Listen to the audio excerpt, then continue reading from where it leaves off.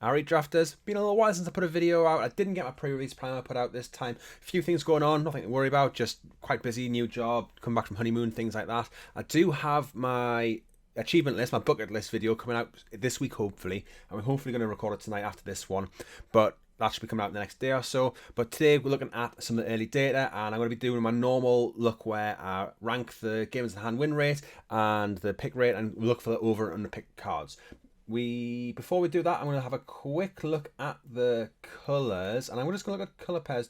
We'll look at two colour, 56.2%, which is very, very average, and we do have these more multicolour decks getting less good, but we do know that you can do some multicolour stuff in this set. So two colour decks does seem kind of where you probably want to start, but I wouldn't be worried about doing two colours. And actually, there's no real standouts here. I think blue-white was a real standout at the start, but it's dropped down a little bit. I think that was about 60%. That's now dropped down.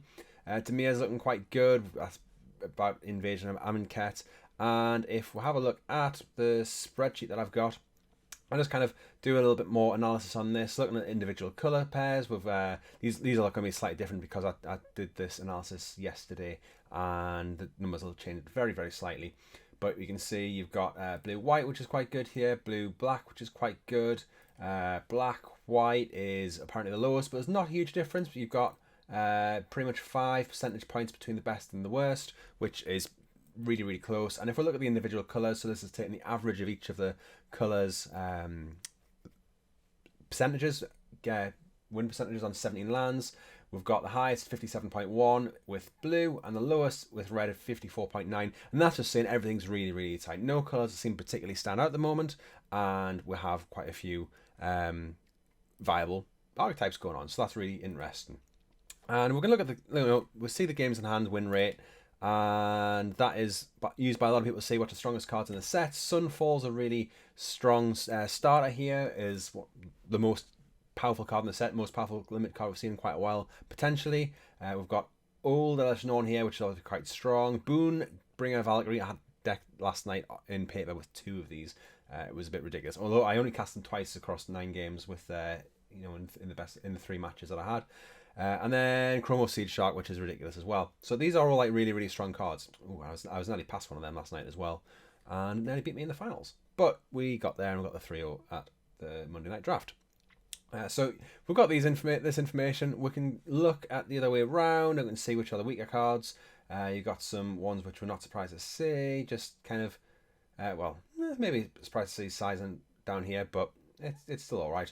But there's Vorinclex here is quite expensive, and it's just not going to do it. There's no huge surprises down this end, really. But what we do want to have a look at is cards which are under and over performing. So go back to the spreadsheet, look at this, and thank you to 17 Lands for the data. It is amazing, and if you didn't spot it before, you can export the data now to copy the clipboard, or you can download it as a CSV, and that is a huge improvement for my ability to do these. It means I don't need to edit the data or anything, and when I'm exporting it, it comes out really easily. So here I have ranked the average last seen at, and I have ranked the games in hand win rate, and I've taken a difference between them. So here it is. This is just the games in hand win rate ordered by that. But if I sort the data by this difference column, it'll give us some information. So here we go. So this is saying it's got a bad game in hand win rate, but it's picked highly. And we've got Vorinclex right at the top here. So it's one of the worst cards in the set by games in hand win rate, but it's picked pretty highly. Not super, super highly, I suppose. People are letting it go round, but that's pretty much going to be the rare drafting. So people are going to be rare drafting these cards, and this doesn't tell us very much. I've put this in. This spreadsheet is available in a link down below. I've got the spreadsheet in the comments.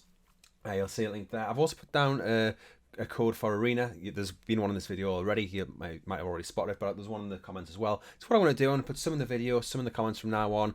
Do let us know down below if you are having any good experience with the format so far. Let us know what you think. It does seem like a really fun one.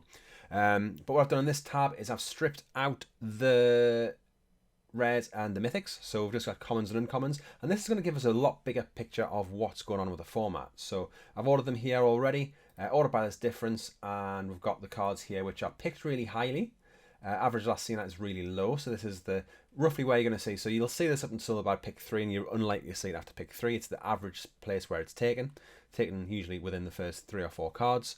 And a game in hand winning rate of 50.7%. Bear in mind that on 17 lands, the average or the middle ground that we usually have, because 17 land players are generally quite good because they use 17 lands, is about 55-56%. So this is going to be below average. So it's not the worst card in the set by any means. It's not a horrendous card. I think that's the one that makes the 2/2 Vigilance Knight, but it is a pretty weak card and people are taking it too highly. So that's why it's at this end of the scale here. We've got Renata Call to the Hunt, which I thought was going to be fine. Like, it seems solid, but maybe it's just because it's getting taken really highly. It's the 14th most taken rare or mythic, and it's got a similar games in hand win rate.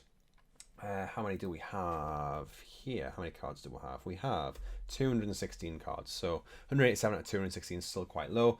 I've got some other things here. Tiller of Flesh. I've not been impressed by that one. Invasion of Kamigawa. It's just tapped something down for a little bit. And I think the flip side's not amazing either. So both sides' last battle isn't really doing very much. Invasion of Moag. I'm not surprised to see this here. I think it's going to be really good when it's really good, but you shouldn't be putting it in basically any deck. You really want to be solid green-white, and even then, if you're solid green-white and your creatures get removed, it's not going to do very much at all, so that's going to be a bit of a problem. So these are all cards which are currently being overpicked. Surprisingly, actually, we've got quite a lot of gold cards up here, and I usually find that the gold cards come in underpicked because they go in fewer decks, so they can be passed around a little bit more, so they usually show there. So maybe that's saying a lot of these gold cards aren't doing what they should be. Although these are a lot of the invasions, so it looks like maybe the invasions are the ones that are getting picked too highly. If we go down the other end, so these are the cards which are underpicked, which I think often tells us a little bit more. Right at the most underpicked is Arachnoid Adaptation. I think that's single green for give +2/+2 reach and untap. Really surprised to see that down here, but I did hear the Lords Unlimited talking about it this week, and they were essentially saying that it's going to be it might be underpicked. It might be underpicked. It might be performing better than people expect because it's a combat trick that people aren't expecting right now. Single mana for +2/+2 and untap. It can blow people out, but as people get to know the format and the weaker drafters are kind of filtered out a little bit, the people who don't draft as often, then it will kind of go down in value and it won't be as good. The other big card which is impressing people is Seed of Hope. Now, I did cheat with this. Like I say, I wasn't very I didn't have a lot of time around pre-release and the lead up this time, so I didn't look at things too much, and I heard a few other people saying Seed of Hope's not very good. I said, okay, I'm going to take that on board. You're a clever person, and I'll trust what you're saying is going to be good. And I didn't really look at the card too much. So single green, instant speed, look at the top 2 cards, put a permanent in your hand and gain 2 life out of those 2 cards. I think the other one goes in the graveyard, so it fills the graveyard. It probably just draws you a card. You can get your land quite easily in those early turns as well. It gains you a little bit of life, and I think it just does enough. I think its game in hand win rate is about average. It's just getting picked really, really low. It's wheeling almost all of the time, going about 9th pick. It's one of the lowest picked cards. Maybe that's because people just looked at the primers and realised that didn't think it was very good. Or maybe just people aren't really wanting to cast it. But I think it's an absolutely solid card. In this set in particular, you're going to be playing some battles, which are like spells that are permanent, so that's going to be something that's going to affect it a lot more. And I think there is just quite a lot of permanent spells that you're going to be casting in this format. And most of your deck, in any format, is really going to be permanent. So yeah, something to play. And green as well. Green, you're going to have a lot of permanents. So I think that's something to bear in mind. Cyber Cryptomancer, this is one which is picked a little higher. It's picked about 7th pick. Game in hand win rate is looking pretty good. I heard some people back and forth on it. You've got to have something that you want to protect. It does blow people out. Like Arachnoid Adaptation, people will maybe start playing around a little bit more, and maybe it's been blowing out people in the early format, but that is another thing which is going on. Omen Hawker, I think a 1-mana 1/1, people look at it and say, well, you can just pay for abilities, but paying for those transform abilities with this is really nice. Turn 3, getting one of the expensive transform abilities is great. And I think it just kind of, you don't really see where it fits at first, so you don't see how well it fits, and people aren't playing with it, but then once you'll see it getting used, I think that will go up, and I think it's a really sweet card if you can get 1 or 2 of, and some kind of transform deck. And most decks are going to have some kind of transform in them, so I think that's going to be a powerful one that you can. It's not going to blow games out, but I think it'll start getting picked a little bit higher.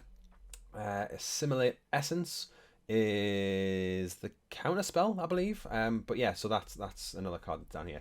Anything else which is jumping out at me, which has a really high game in hand win rate, but it's getting picked low. So up here we've got Afara's Dispersal. Now this is one that people have been talking about as well. I do usually like getting these videos out at the weekend. I usually try to do it on a Saturday. It's now Tuesday, so set comes out on the Tuesday. You usually have enough data to do this analysis by Saturday, but now set's been out a week, so I'm a little bit behind here. But yeah, we've got Afara's Dispersal, 3 mana.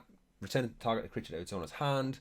Surveil 2, which is like huge. I think it would still be quite good without that Surveil 2. I think Surveil 2 is amazing in that.